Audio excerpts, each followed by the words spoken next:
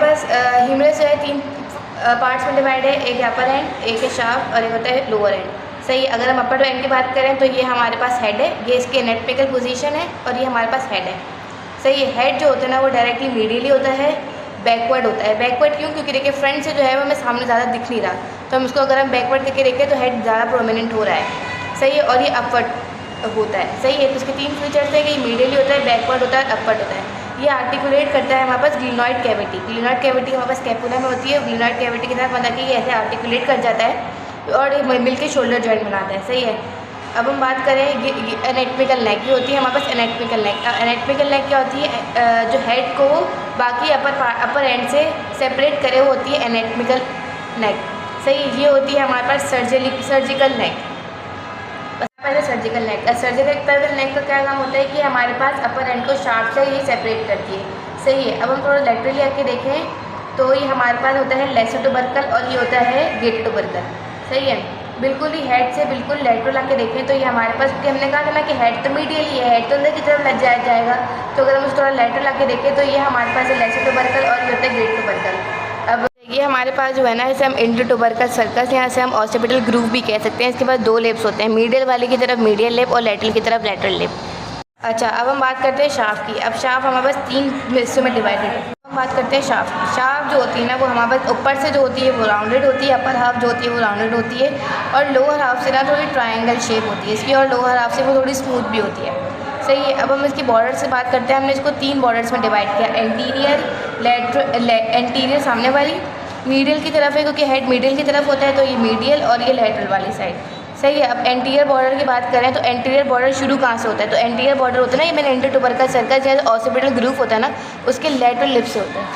अच्छा, अब हम बात कर सकते हैं एंटीरियर बॉर्डर की। तो एंटीरियर बॉर्डर कहाँ से स्टार्ट होता है हमारे पास? ये हमारे पास इंटर टुबरकल सर्कल से, जैसे हम बाइसेपिटल ग्रूव भी कह सकते हैं, इसके लेटरल लिप से। ये मीडियल साइड हुआ है ना, तो इसके लेटरल लिप से स्टार्ट होता है। सही है। अपर जो होता है वो उसका लेटरल लिप्स होता है, मिडिल में आके एक डेल्टॉइड ट्यूब्रोसिटी, एक रफ सी ट्यूब्रोसिटी बना रहा होता है, और लोअर में जाके ना ये स्मूथ सी सरफेस बनाता है, स्मूथ और राउंडेड सरफेस बना देता है। बस इतना बताते हैं लेटरल बॉर्डर। लेटरल बॉर्डर कुछ नहीं है, लेटरल बॉर्डर हमें पता है कि जब ये चीज़ मीडियल है तो ऑब्वियसली ऑपोजिट वाली साइड हमारे पास लेटरल होगी। सही है।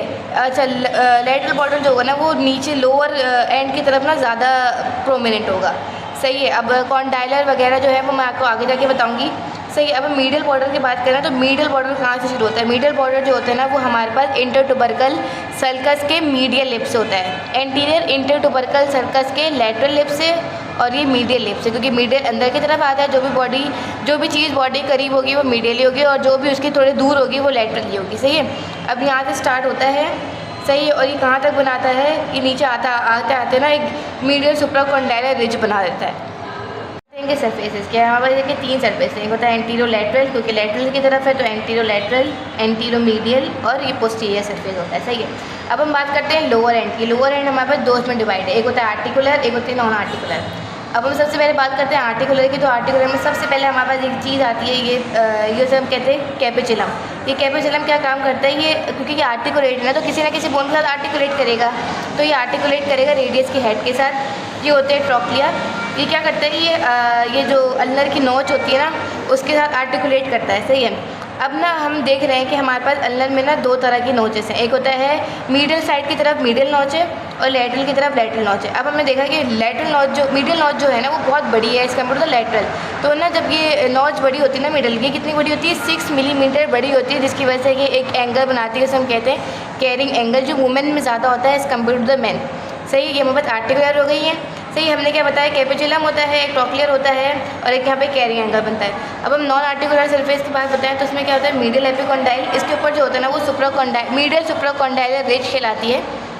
सही है। या मीडियल सुप्राकॉन्डाइल भी कह सकते हैं। इसी तरह लेटरल की तरफ लेटरल एपिकॉन्डाइल और लेटरल सुप्राकॉन्डाइलर रिज।